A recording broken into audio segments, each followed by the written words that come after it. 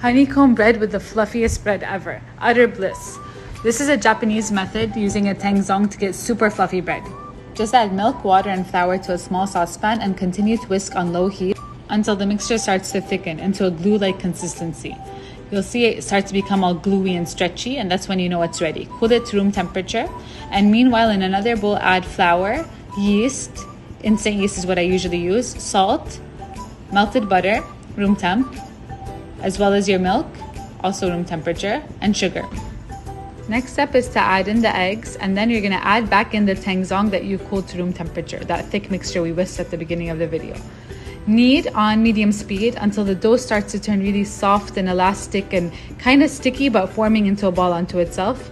Then you proof it for 60 to 90 minutes in a warm place. It's going to get puffy and almost doubled like this.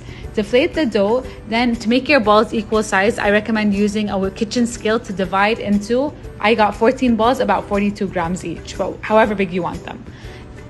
Stuff with the cheese of your choice, wrapping the dough back around the cheese filling, and roll into little circles. Keep going until you've finished all your dough circles. You can be really experimental with fillings as well. A lot of things taste good with this, sweet and savory. Keep going until all your dough balls are filled, and make sure you have your baking dish ready. I used a 9-inch springform cake pan that I lightly greased, and then you arrange your dough balls in the baking pan in a kind of honeycomb shape, hence why it gets the name honeycomb bread. So then I covered this again for a second rise of just 40 or 50 minutes this time. You can cover loosely with a kitchen towel and try to rise it in a warm place so they get really puffy like this. Once they're ready to bake, brush them with egg wash and sprinkle with some sesame seeds and nigella seeds if you like. That's a traditional way.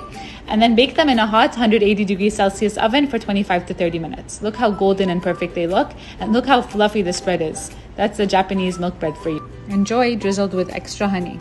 Full recipes in the caption. These are out of this world. Must make.